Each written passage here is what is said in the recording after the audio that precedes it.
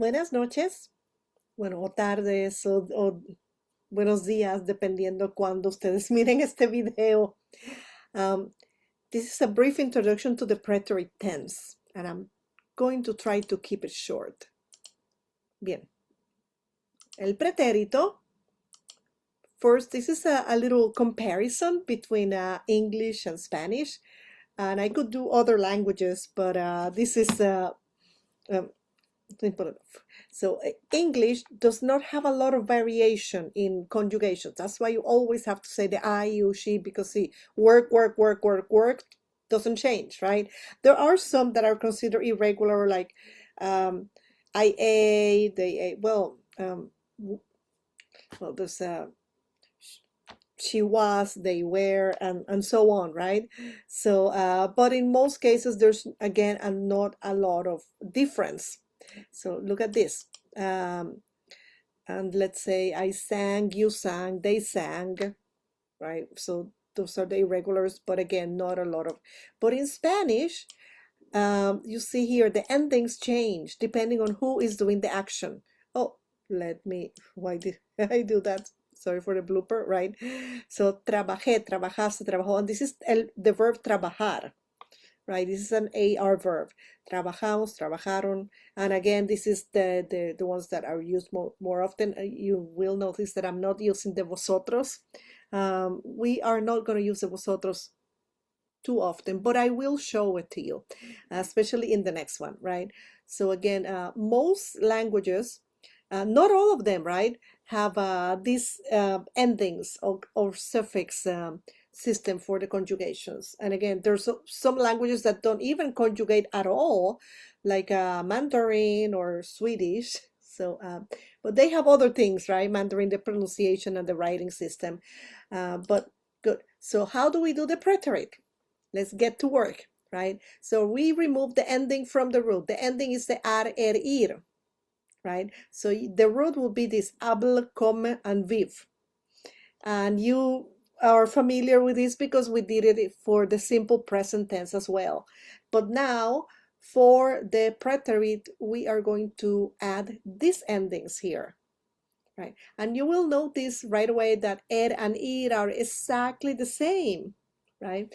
For the present tense, ir are different in the nosotros and vosotros form, but here in the preterite there, so you basically need to learn two sets of endings, the ar and the ir endings. And here the accents are very, very important, because if you say hable instead of hablé, this is the present subjunctive. It's a whole different mood. And then hablo is just yo hablo in present tense. I speak, not he or she spoke or talked, right? So, and that is more marked so for the AR, because the comer, comi and comio instead of comi and comio, vivi and vivio, right? They wouldn't change the meaning or the tense, right? They would just be incorrect, or the stress will be like not where it should be, right? Because if you don't put the accent, it will be comi instead of comi, vivi instead of vivi. But again, it wouldn't change the meaning. As opposed to this, hable is not the same as hablé, and hablo is not the same as habló. So make sure that you know how to add the accents. And again, very often, if you have like a quiz or something on Canvas, you will see on the same page. You don't need to go anywhere else to copy and paste. You can copy for like a él, right? Él habló con su novia. And then, well, the L would be this one, right? But you will see it somewhere else. I will make sure that the accent is there for you to copy and paste if you don't know how to insert it yourself. Although I probably will have like a little extra credit or on adding the accents at some point, because this is important and I want everybody to learn how to do it, which is maybe different depending on what device you are using. If you are on a cell phone or tablet, it's very easy because you just hold down the key and all the options pop up. And the same thing you can do, like if you're on a Mac computer, you hold it down and you have, but you can do it other ways too, even in the Mac. But if you have a PC or a Chromebook, the one place that I'm not really sure how to do is on the Chromebook because I've never had to use it.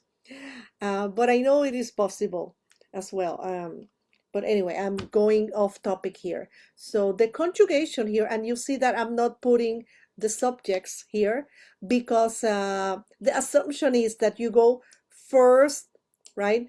Second and third person singular, and then first, second, and third person plural. First person is the speaker is doing the action alone in the yo form or as part of the group, like in the nosotros form.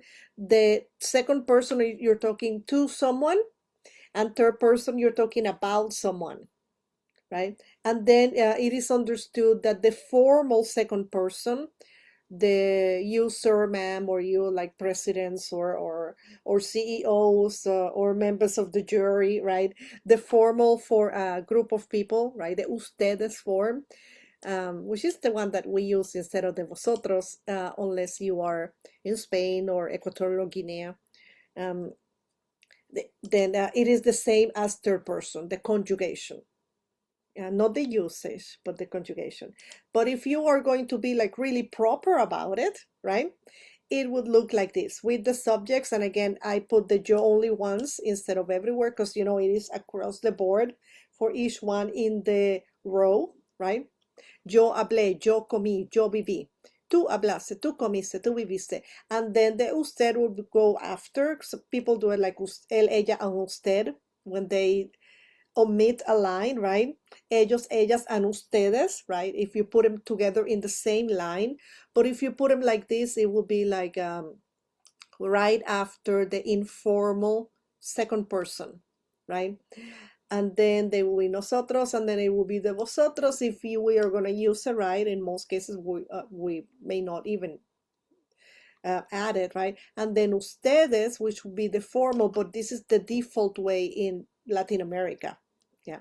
So they will be the formal sex. So second person plural, formal, and then third person plural, right? It will be like that.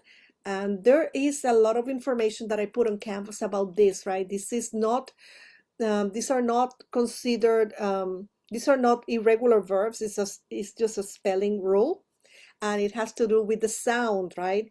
Because if you have GE, right, it sounds he, right? He. And you want to say ge instead of he. And then again, if you put an E or E in Spanish after a C, it softens the sound of this consonant, like se. And but we want to say que instead of se. And this is, the opposite is here, right? Zar, and we put se. And here, because this sound is already soft. And then you also have another section in Canvas about this, and you are going to have this PowerPoint as well. And then ser and ir are irregulars, but there are more also. And I have also, oh wait, because I am not in the presentation mode, so I can't go there. But I linked also a preterite tense printable document here, and I put it on Google Docs because it's easier to find.